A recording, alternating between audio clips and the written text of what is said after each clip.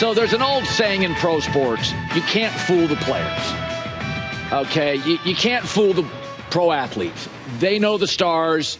They know the soft spots. They know the weaknesses. So last night, AD got hurt.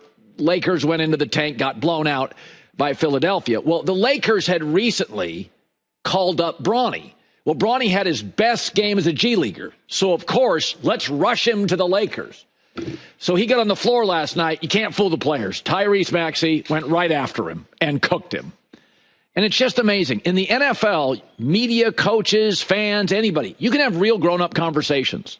You can hold players accountable. There's no walking on eggshells. There's a way to measure success. In the NBA, you have to pretend that Bronny's an NBA player because otherwise you'll upset the king.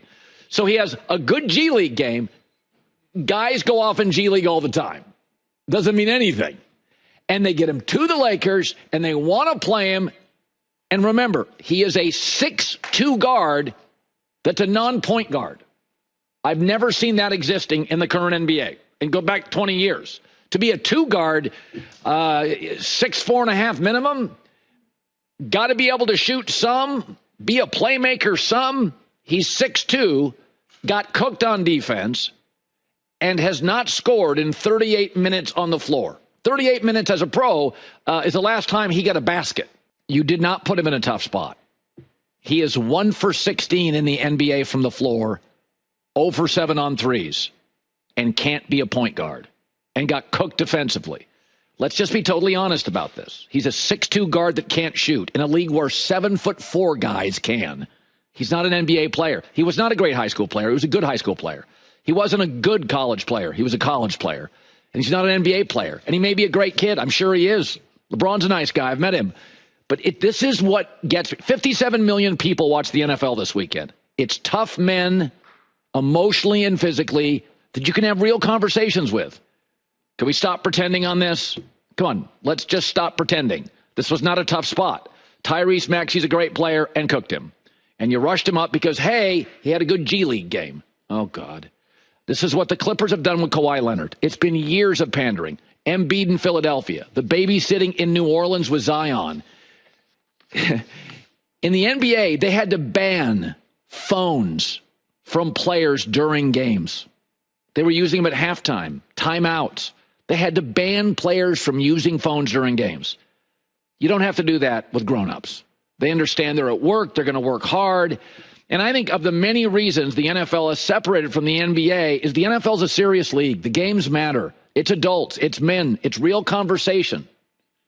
Like, there's no pandering. We're not going to see Jalen Hurts' son, wedged into the Eagles to play running back. No, it's Saquon Barkley. He's better than anybody. And I think this goes back to some of the issues the NBA has. Not a single NBA reporter would even touch this with a 10-foot pole. I mean, this thing, what are we doing here?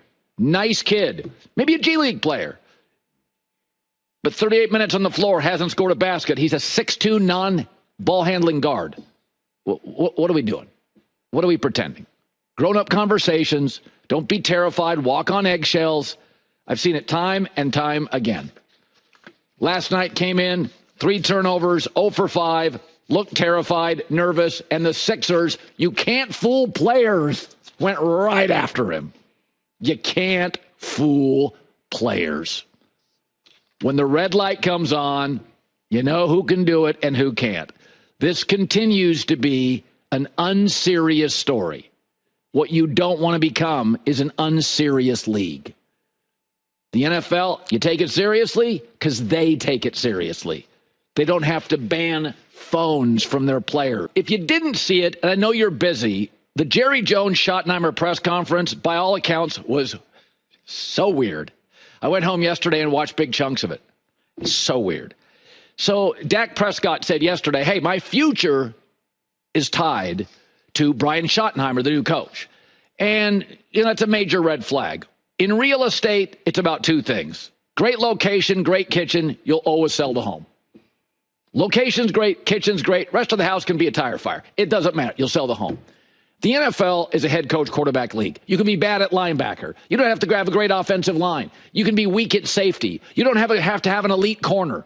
It doesn't matter. Head coach is great, Coach is great. You're going to be really good. There are 8 combos in the NFL right now that I would consider elite head coach quarterback combo. I don't understand one of them, but there are 8 that you can't deny. You're getting a really good quarterback and a really good coach. And you can figure it out. Reed and Mahomes, McVay and Stafford, both Harbaughs with Lamar and Justin, Matt LaFleur, Jordan Love, Sean McDermott, Josh Allen. You may not love Jordan Love or Sean McDermott, but they're good. Dan Campbell, Jared Goff, Nick Sirianni, Hurts. I can't explain Nick Sirianni. I can't explain his success.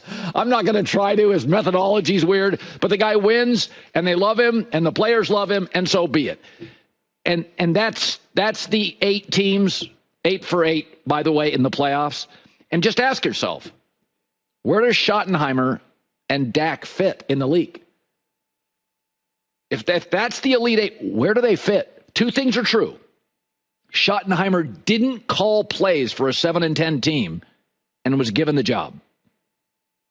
That's strange. And Dak is coming off a second lower body injury, and he got worse after the last one. So I know Dak Schottenheimer is better than Derek Carr with no coach, and I think it's better than Will Levis and Brian Callahan. But if you gave me Dave Canales and Bryce Young for the next 2 years, I'd take the Carolina guys. I'd take Baker and Todd Bowles today, absolutely. Mike Vrabel, Drake May, absolutely. Caleb, Ben Johnson, without an argument. So this is a coach quarterback league.